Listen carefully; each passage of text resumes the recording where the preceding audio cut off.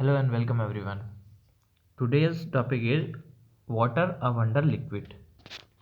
Water के बारे में water occupies a very large area of the earth's surface and is also found underground. बहुत सारा area तो ऊपर करता ही है सरफेस के ऊपर, उसके अलावा अंडरग्राउंड में भी मौजूद रहता है. Some amount of water exist in the form of water vapour in the atmosphere. इसके अलावा एटमॉस्फेयर के अंदर वाटर वेपर के फॉर्म में, क्योंकि वाटर तीनों फॉर्म में रहता है, सॉलिड, लिक्विड और गैस. तो सॉलिड के अंदर भी वो सरफेस के ऊपर जमा हुआ रहता है आइस कैप्स के ऊपर. एटमॉस्फेयर के अंदर गैसियस फॉर्म में रहता है, वाटर वेपर के फॉर्म में. Most of the water on earth surface is found in seas and ocean and is सेलाइन. और वाटर का जो ज़्यादातर पार्ट है वो कहाँ पाया जाएगा? समुद्र और ओशन के अंदर पाया जाता है, और जो कि खारा है, सेलाइन होता है.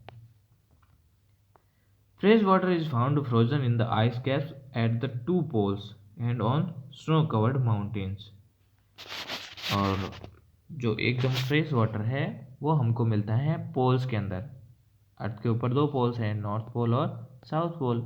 नॉर्थ पोल और साउथ पोल के ऊपर बर्फ़ जमा हुआ रहता है, और उसके अलावा कई ऐसे माउंटेन्स होते हैं, माउंटेन्स के ऊपर ये फ्रेश वाटर फ्रोजन रहता है. The underground water and the water in rivers, lakes and pond is also fresh. इसके अलावा अर्थ की अंदर अंडरग्राउंड में जो पानी है और जो नदियाँ हैं, लेक्स हैं, तालाब वगैरह है, इसके अंदर भी पानी फ्रेश होता है. However, the availability of fresh water varies from place to place. Practically every summer, most places have to face a shortage of water. कई जगहों पर देखो, अलग अलग जगहों पर जाते हैं तो वहाँ पर फ्रेश वाटर की या तो कमी रहेगी या फिर कहीं पर मिल जाता है पर्याप्त. तो अलग अलग जगहों पर पानी की आपूर्ति अलग अलग है, ठीक है. और समर के वक्त, जो गर्मियों के वक्त होता है, ज़्यादातर जगहों पर पानी की शॉर्टेज रहती है, उनको पानी मिलता नहीं है. And in rural areas where water supply system have not been installed. और जो रूरल एरिया के अंदर जहाँ पर अच्छे से वाटर सप्लाई का सही माध्यम नहीं है, वहाँ पर क्या होगा? People are force to spend considerable amount of time in fetching water from far away sources. तो लोगों को ऐसे देखा जा सकता है कि बहुत दूर तक जा रहे हैं कुछ गड्ढा वड्ढा लेके या फिर कुछ भी बर्तन लेके, और वहाँ से दूर से लेके आ रहे हैं घर पे. तो उनको इस तरह की समस्याओं का सामना करना पड़ता है रूरल एरिया के अंदर, क्योंकि वहाँ पर अच्छे से सिस्टम नहीं बना रखा है पानी वगैरह के लिए. मैनी म्यूनसिपल एक्टिविटी क्या है? Many municipal corporation are trying water harvesting technique to improve the availability of water. Find out what these techniques are and how they would increase the water that is available for us. देखो, कई ऐसे municipal party वो है जो ये काम कर रही है कि सब लोगों के पास साफ पानी पहुंचा दिया जाए. और वो कौन कौन सी है देखो और पता लगाओ. But why is water so necessary? हम लोग पढ़ रहे हैं कि सबके लिए शॉर्टेज हो रही है, कहीं पर पानी की कमी है, लेकिन लोगों को पानी की ज़रूरत पड़ती क्यों है, आवश्यकता क्यों है? And do all organism require water? क्या सभी जो प्राणी हैं, जीव जंतु हैं, उन सबको पानी की ज़रूरत होती है? All cellular process take place in water medium. All the reaction that take place with in our body and with in the cell occur between substances that are dissolve in water. हमारी body के अंदर maximum जितनी भी reaction है वो liquid form में होती हैं. रिएक्शन सॉलिड फॉर्म में जब रहते हैं रिएक्टेंट तब नहीं होती है. जो भी ग्लूकोज, सुक्रोज, माल्टोज वगैरह है जिनसे हमको बॉडी में एनर्जी मिलती है, प्रोटीन, विटामिन, वो सभी वाटर के अंदर डिजॉल्व रहते हैं, और डिजॉल्व फॉर्म में ही उनकी रिएक्शन हो पाती है. तो इसके लिए पानी की ज़रूरत है, क्योंकि इन्हीं से तो बॉडी सेल बनती है, इन्हीं से ही एनर्जी मिलती है.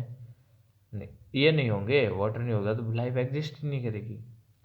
Substances are also transported from one part of the body to another part in a dissolved form. और बॉडी की एक सेल तो है नहीं, हर एक सेल को एनर्जी चाहिए, तो हर एक जगह पर हर एक सेल तक पहुंचाने के लिए ट्रांसपोर्ट करना पड़ेगा.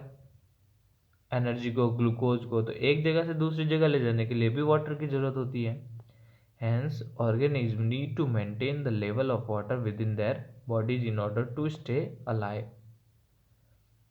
तो लोगों को जिंदा रहने के लिए उनकी बॉडी के अंदर जो लेवल ऑफ वाटर है उसको मेंटेन करके रखना पड़ता है। Terrestrial life forms require fresh water for this because their bodies can not tolerate or get rid of the high amount of dissolve salt in saline water. और जो land के ऊपर रहने वाले लोग हैं, टेरेस्ट्रियल लाइफ है, जो पानी के अंदर नहीं रहते, उनको फ्रेश वाटर की ज़रूरत होती है, क्योंकि जो सैलाइन वाटर है ओशियन का, समुद्र का पानी है, पिकासा, उसके अंदर मौजूद नमक होने की वजह से ये बॉडी के लिए अच्छा नहीं है। Thus water source need to be easily accessible for animal and plant to survive on land. और जब तो इस वजह से ज़मीन के ऊपर, भूमि के ऊपर जिंदा रहने के लिए लोगों के लिए वाटर सोर्स अवेलेबल होने जरूरी है, आसानी से वाटर अवेलेबल होना चाहिए। क्या एक्टिविटी दे रखी है? सेलेक्ट अ स्मॉल एरिया, मान लो 1 मीटर स्क्वायर का एरिया मान लेते हैं, near a water body, it may be a river, stream, lake or pond. Count the number of different animal and plant in this area. Also check the number of individual of each type of species. तो हमारे किसी area के अंदर जाओ, वहाँ के आसपास के सभी जानवर वगैरह को पता लगाओ कितने क्या टाइप के जानवर वगैरह रहते हैं, लोग कितनी टाइप की स्पीसीज रहती हैं, और वहाँ किस तरह का पानी का प्रबंध है, वाटर है, रिवर है, स्ट्रीम है, क्या है वो। Compare this with the number of individual animal and plant found in an area of the same size in a dry rocky region. और ये कहाँ पर देखना था हमको? किसी एक रिवर के पास में। फिर इसी को कंपेयर करते हैं कहीं पर जहाँ पर पानी नहीं है, अच्छे से सूखा इलाका है, वहाँ पर कितने तरह के एनिमल्स रहेंगे और कितने तरह के प्लांट्स वगैरह है, तो वो चेक करो। तो जहाँ पर पानी नहीं है वहाँ पर लोग कम होंगे, जगहें, जानवर वगैरह कम होंगे, पेड़ पौधे भी कम होंगे। लेकिन जहाँ पर पानी ज़्यादा है वहाँ पर ज़्यादा होंगे। Is a variety of plant and animal life the same in both these areas. दोनों एरिया में लाइफ और एनिमल सेम नहीं है। Select and mark out a small area about 1 meter square in some unused land in or near your school. As in the above activity, count the number of different animal and plant in these area and the number of individual of each species.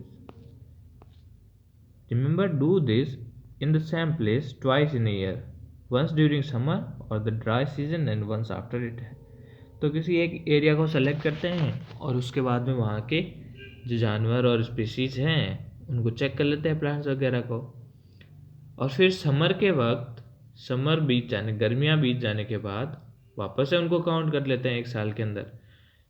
तो उन दोनों के पहले count करे गए part में जो लोग थे, स्पीसीज थी, वो ज़्यादा होंगी, पानी था जब, और कुछ वक्त के बाद में वो कम हो जाएंगे। Were the number similar both time? नहीं, सिमिलर नहीं हो सकता। In which season did you find more variety of plant and animals? किस सीजन में? जब बरसात का मौसम होगा, पानी पर्याप्त होगा। In which season did you find more number of individual of each variety? हर वेराइटी के जो इंडिविजुअल हैं वो बरसात के सीजन में पाए जाते हैं। After compiling the result of the above two activities, think if there is any relationship between the amount of available water and the number of variety of plant and animal that can live in given area.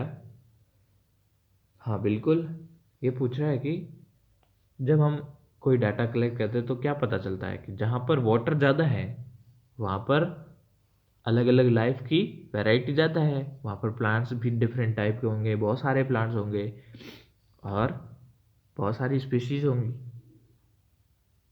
If there is a relationship, where do you think you would find a greater variety and abundance of life in a region that receive 5 centimeter of rainfall in a year or a region that receive 200 centimeter rainfall in a year. तो जहाँ पर ज़्यादा बरसात होगी वहाँ पर obviously ज़्यादा ही life होगी, वहाँ पर वैरायटी ज़्यादा होगी, वहाँ पर पॉपुलेशन ज़्यादा होगी. Find the maps showing rainfall patterns in the atlas and predict which state in India would have the maximum biodiversity and which would have the least. Can we think of any way of checking whether the prediction is correct? तो आप लोगों को क्या करना है, कोई Atlas होगी, Oxford Atlas, तो उसके अंदर चेक करना है कि कहाँ पर रेनफॉल ज़्यादा होती है और कहाँ पर कम होती है. और जो रेनफॉल की उनकी प्रेडिक्शन है हर साल क्या उतनी ही बैठती है कि बुक्स के अंदर जो दे रखी है कि इस हिसाब से यहाँ पर बरसात इतना सेंटीमीटर होती है और फिर उस साल का आंकड़ा देखे तो वो बराबर आना चाहिए. तो आप चेक करना कि कितनी क्या है आसपास की. Availability of water decide not only the number of individual of each species that are able to survive in particular area but it also decide the diversity of the life there.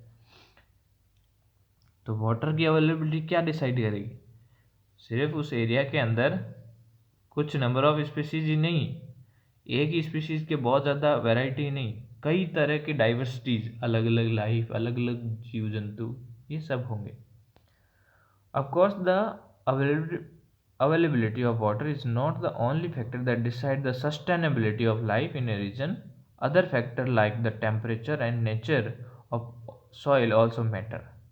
हाँ, ये बात ज़रूर है कि सिर्फ water से ही life नहीं चलेगी, उसके अलावा भी वहाँ का टेम्परेचर ठीक होना चाहिए. ज़्यादा अगर गर्मी बहुत ज़्यादा पड़ रही है तो कैसे ज़िंदा रहेंगे, और वहाँ की सॉइल वैसी होनी चाहिए ताकि खाना वगैरह के लिए जो भी जीव जंतु हैं वो पेड़ पौधे खा सके, उग सके. But water is one of the major resource which determine life on land.